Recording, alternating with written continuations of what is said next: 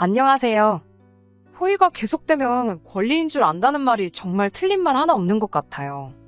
제 이야기부터 하자면 저는 올해로 나이 31에 결혼한 지 3년 차를 맞는 여자입니다. 테이블 10개짜리 작은 식당 하나를 하고 있는 남편과 맞벌이를 하고 있었어요. 결혼 전에는 회사를 다니고 있었는데 결혼하고 얼마 지나지 않아 회사를 그만두어야 했습니다. 남편 가게가 갑자기 바빠진 와중에 사람 구하기는 힘들어 일손이 딸려 도와줄 사람이 필요했었거든요. 사실 제가 당시 회사에서 받던 월급을 생각하면 제가 남편 가게에 나가는 게 무조건 이득이라고 볼 수는 없었어요. 남편 가게에서 나갈 인건비를 제가 대신 몸으로 때우는 거나 마찬가지였으니까요. 제 월급이 적었던 것도 아니고 그래도 울며 겨자 먹기로 회사를 그만둘 수밖에 없었던 건 아무래도 언젠가는 육아를 이유로 제가 회사를 그만둘 때가 올 거라고 생각했고 회사야 정해진 월급이 따박따박 나오지만 가게는 그렇지 않잖아요. 가게가 바쁜 만큼 회전을 제대로 시키지 못하면 그게 바로 가게 평판과 이어질 테고 평판이 나빠져 손님이 줄어들면 그만큼 매상을 견인해오지 못할 테니까 말이에요. 그래도 다행인 건 제가 대학생 시절에 잠깐이나마 서빙 알바를 했던 적이 있기도 하고 주방에서도 일을 했던 적이 있던지라 금방 가게 일에 적응을 할 수 있었다는 거예요. 특히나 그때쯤부터 배달 주문이 폭발적으로 많아지면서 주방도 도와주고 가게 일도 봐줄 수 있는 제가 세 사람을 고용하는 것보다 비용 면에서 더 절약을 할 수 있었으니 여러모로 더 이득이었지요. 하지만 그때는 몰랐던 게 결국 제 몸 하나 갈아 넣어서 인건비를 충당하고 있었다는 사실이었지요. 체력적으로 많이 힘들었는데 그때는 남편이 많이 고생하는구나 하는 생각밖에 없어서 더 열심히 도와줬던 것 같습니다. 결과적으로는 제가 남편 가게를 도와주면서 평판도 훨씬 좋아지고 식당은 점점 더 매출이 잘 나오기 시작했어요. 하지만 장사라는 게 생각처럼 되는 게 아니더라고요. 아무래도 계속해서 새로운 식당, 특히 배달 전문으로 하는 가게들도 많아지고 손님들도 늘 새로운 걸 찾다 보니 나날이 오르던 매상은 점점 정체가 되기 시작했고 특히나 경기가 안 좋아지기 시작하면서 매출이 눈에 띄게 줄어들기 시작하는 게 보이더라고요. 그나마 배달 주문 덕에 매출이 어느 정도 나왔는데 불경기가 길어지다 보니 배달비 부담 때문인지 물가 때문에 그런 건지는 모르겠지만 배달 주문도 점점 줄어들기 시작했습니다. 엎친 데 덮친 격으로 재료비들이나 가스비 같은 게 터무니없이 많이 오르기 시작했고요. 원가는 오르지 매출은 줄어들지 점점 남편과 저 두 사람 인건비도 못 건질 때가 많아졌어요.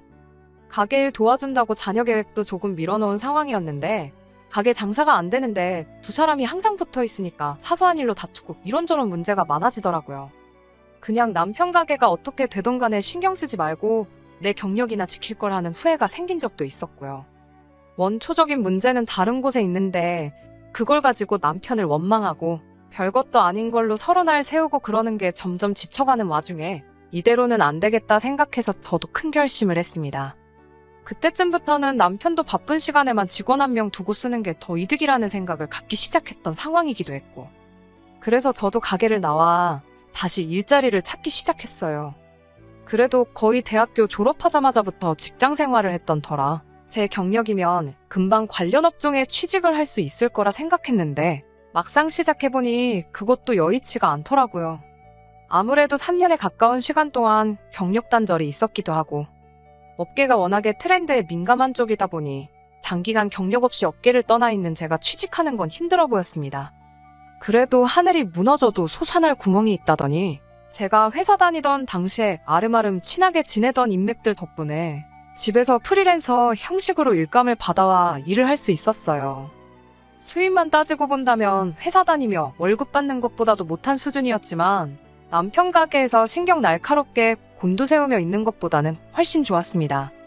새 직원을 구해 나가는 인건비보다 제가 버는 게 더 많았기도 했고요. 남편도 그동안 자기 때문에 경력도 끊고 고생한 저에게 미안했는지 제가 가게를 떠나고 새로운 경력을 시작한 것에 대해서 오히려 응원해줬어요. 결혼하기 전에 두 사람이 벌던 것과 비교해보면 조금 줄어들긴 했지만 이게 기회가 될 것이라 믿어 의심치 않았습니다. 이렇듯이 남편하고는 사이가 나쁠 일이 없었습니다. 하지만 언제나 문제는 시댁에서 시작하듯이 저 또한 다를 게 없었어요. 남편이로 2살 차이 나는 누나가 있습니다. 저에게는 시누이지요. 사실 결혼 후에는 가게 일 돕는다고 정신없이 바빴던 터라 시댁과는 거의 마주치거나 갈등이 생길 일이 없었어요. 더더군다나 식당 특성상 주일이고 주말이고 상관없이 가게 문을 열어야 했고 명절 때도 배달 주문 같은 거 생각해서 가게를 늘 오픈을 했었거든요. 그런데 제가 가게를 떠나 집에서 재택근무를 시작하면서는 이야기가 달라졌어요. 남편은 여전히 가게를 지켜야 했지만 저는 아니었으니까요. 제가 가게를 나오고 재택근무를 시작하기까지 2달 정도의 공백이 있었는데 그게 시어머니 눈에는 썩 좋게 보이지는 않았나 봅니다. 제가 회사까지 그만두고 남편 가게 일을 돕겠다 결정했을 때는 현모양처가 따로 없다 하시던 시어머니가 아들이 힘들게 가게 지키며 돈을 벌어오는데 집에서 띵가띵가 놀고만 있다는 생각을 하셨나 봐요. 실상은 그게 아니고 저도 그때 일자리 구한다고 마음고생하면서 쉴 틈 없이 회사 알아보고 이력서를 준비하고 있던 상황이었는데도 말이에요. 시어머니가 제게 눈치를 주는 상황인데 신우랑 무슨 갈등이 있냐 하실 분들이 계실 텐데 신우네도 딱히 형편이 좋은 곳은 아니에요. 신우네 또한 맞벌이 부부 생활을 하고 있었고 육아도 중요하지만 형편상 육아를 이유로 직장을 관둘 여유가 있는 집이 아니었어요. 그런데 그런 신우가 당시 출산을 앞두고 있었거든요. 제가 남편 가게 일을 돕고 있을 때는 애는 언제 가질 거냐 한 번도 물어보신 적 없는 시어머니가 제가 취직을 준비하기 시작한 때를 기점으로 저한테도 신우네를 본받아서 얼른 아이를 가지는 게 좋지 않겠냐 하는 이야기를 해왔습니다. 자녀 계획이 없던 것도 아니고 특수한 상황 덕분에 미뤄지게 되었지만 저 또한 딩크로 살 계획은 없었거든요. 하지만 당장 유일한 밥벌이 수단인 남편의 가게가 저런 상황에 무턱대고 아이를 가지는 건 딱히 좋은 계획처럼 느껴지지 않았어요. 어차피 본의 아니게 3년 긴 시간을 미루게 된 거 더 많이는 아니더라도 앞으로 1년 정도는 상황을 지켜보고 싶었습니다. 불경기도 언젠간 지나가지 않을까 하는 생각도 들었고 어쨌든 남편 가게가 잘 되던 시기에는 2사람 인건비 이상은 벌던 곳이었으니 조금 더 상황을 지켜보고 경제적인 안정을 찾고 나서 준비해도 늦는다는 생각이 들지 않았었어요. 그런데 시어머니가 저보고 아이를 가지라고 했던 진짜 이유가 뭔지는 나중에 가서야 알게 되었습니다. 신우가 출산을 할 때쯤 저도 프리랜서로 일을 막 시작했던 차였거든요. 그때 슬그머니 진짜 이유를 저한테 툭 던지더라고요. 구구절절 설명할 필요 없이 이유는 딱 하나로 정리가 되었어요. 신우가 다시 회사에 출근을 해야 하니까 신우 아이를 제가 돌봐줬으면 했으면 싶었던 거였죠. 제가 그걸 해야만 한다는 식으로 이야기를 한다는 게 어차피 집에서 놀고 있기도 하고 너도 앞으로 애엄마가 되지 않겠냐며 미리 연습해본다 생각하고 애를 대신 키워보라 하더라고요. 시기상 시어머니가 아이를 가지라고 노래를 불렀던 걸 생각해보면 남편과 저 사이에 아이가 태어나면 제가 당연히 아이를 돌봐야 했으니 신우 아이까지 저한테 맡기려는 심보였던 것 같아요. 제가 너무 나쁘게 생각하는 걸 수도 있겠지만 아무리 생각해봐도 그것 말고는 다른 게 설명이 되지 않았으니까요. 하지만 저도 그때 막 프리랜서 일을 시작했던 차였기도 해서 그 제안에 대해서는 당연스럽게 거절을 했습니다.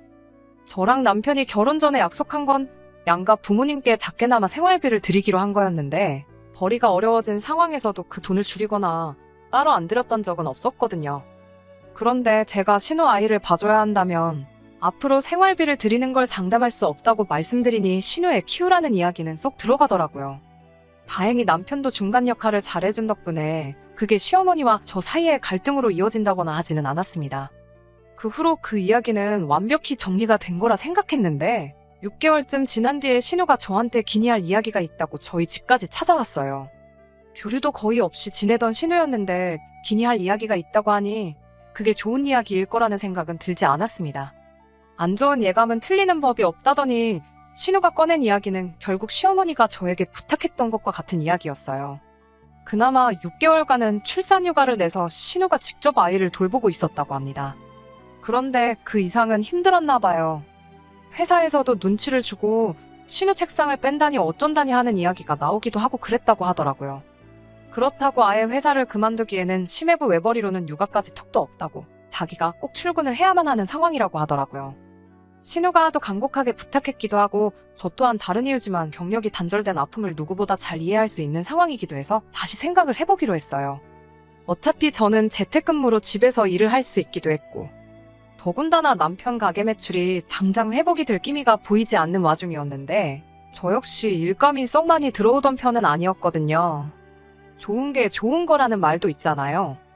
저는 저대로 신우 아이 돌봐주면서 조금이나마 경제적인 여유를 찾고 신우는 신우대로 아이 걱정은 내려놓고 경력을 유지할 수 있을 테니까 말이에요. 그야말로 일석이조 윈윈이라고 생각을 했었나 봐요. 하지만 저도 할 일이 아예 없던 건 아닌지라 신우한테 일단 어린이집을 보내놓으면 제가 하원까지 시켜주고 심해부나 신우 퇴근할 때까지는 봐줄 수 있겠다고 이야기를 했습니다. 신우도 제가 아이를 케어해준다는 말에 얼굴이 화색이 돌더라고요. 남편은 저도 일을 하는데 애까지 돌보려면 힘들지 않겠나 걱정을 해주긴 했지만 아무래도 상황이다 보니 조금이나마 더 벌어오려는 저를 두고 하지 말라는 말은 못하더라고요. 이래저래 알아본 결과 어린이집에 일단 등원시키면 4시에 끝나 하원을 시킬 수 있고 신우나 심해부 둘 중에 한 명이 퇴근을 하게 된다면 아무리 늦어도 오후 7시 전후였어요. 대략 3시간 정도만 봐주면 되는 거니 하루에 3만 원만 받기로 했습니다. 최저임금 정도밖에 되지 않는 돈이었고 저도 제가 하는 일 외로 조금 더 여유자금을 만들기 위해 하겠다 했지만 더 달라고 하기도 뭐해서 그렇게 하기로 했어요. 신우집이나 시댁이나 거리가 그렇게 먼 편은 아니었던지라 그렇게 힘들지는 않았어요. 그런데 그렇게 딱 일주일이 지나니 신우가 처음에 말한 것과는 다른 부탁을 해왔습니다.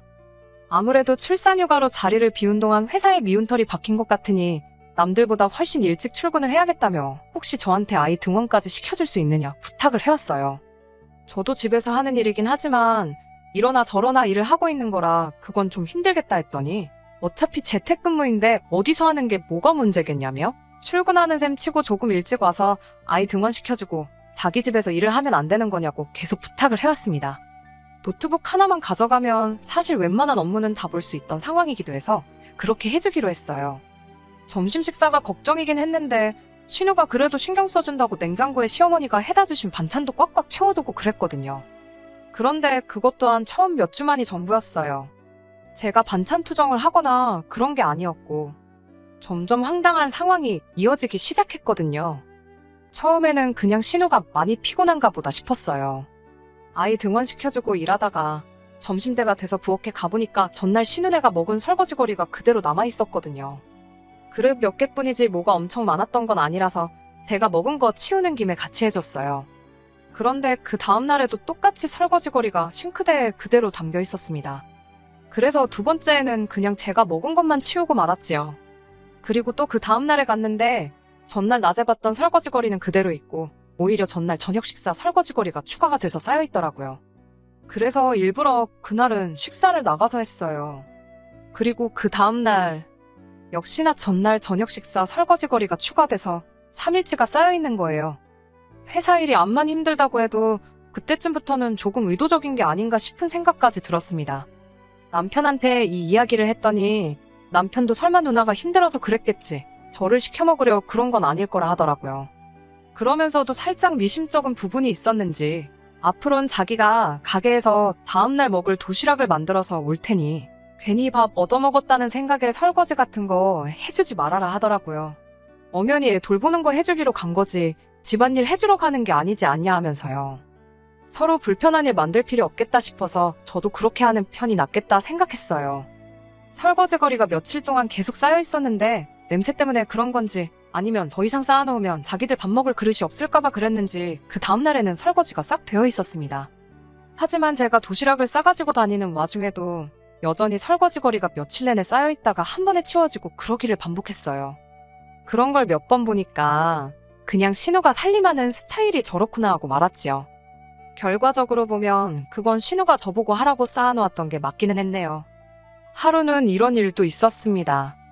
항상 7시 전으로 둘 중에 한 명이 퇴근하던 두 사람이었는데 그날은 8시가 다 돼가는데도 두 사람 다 퇴근을 안 하더라고요. 그날은 금요일 저녁이라 저도 많이 피곤하기도 했고 언제쯤 들어오냐 전화를 했는데 신우도 심해부도 전부 전화를 받지 않았어요.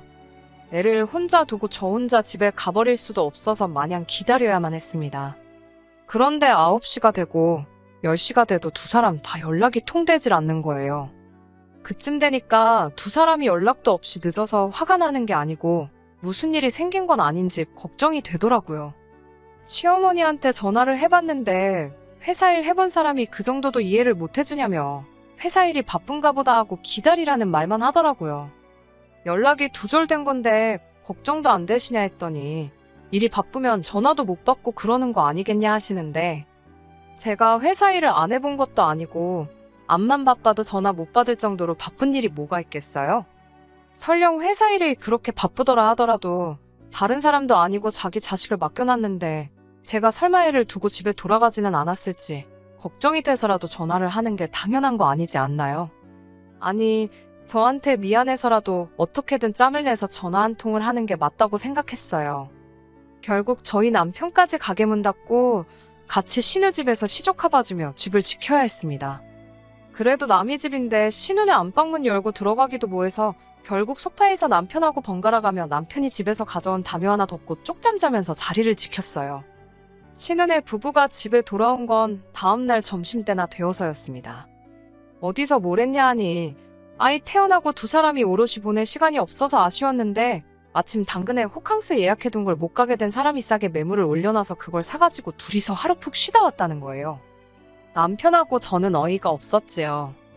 고작 둘이 호캉스 즐기겠다고 해도 내팽개쳐두고 전화도 없었던 거냐 따지니 저한테 집에 못 들어간다고 말하기 너무 미안해서 일부러 연락을 안 받은 거라 하더라고요.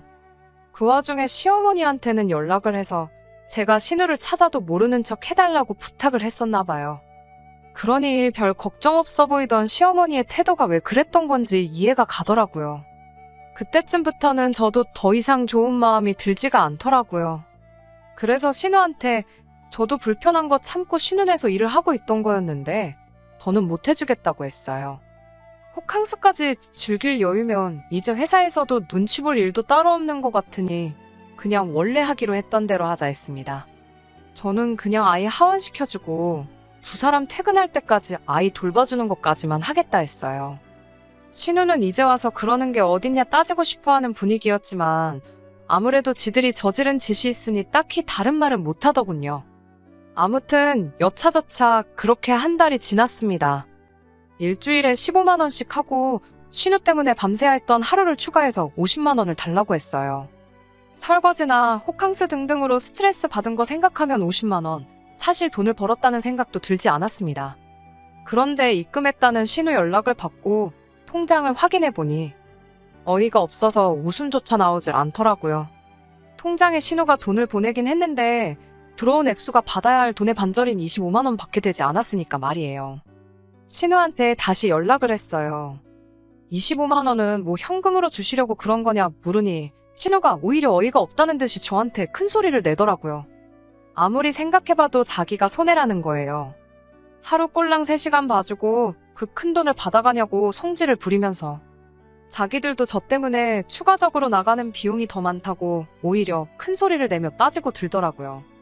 어차피 집에서 일하는 건데 아이 어린이집을 보낼 필요가 애시당초 왜 있냐는 겁니다. 말인즉슨 어린이집은 순전히 저 때문에 보내는 거고 어린이집 비용으로 한 달에 100만 원이 넘는 돈이 나가는 건 알고나 있냐고 따져묻더군요. 어린이집 비용 120에 저한테 50만 원까지 주면 자기들도 남는 게 없다는 소리지요.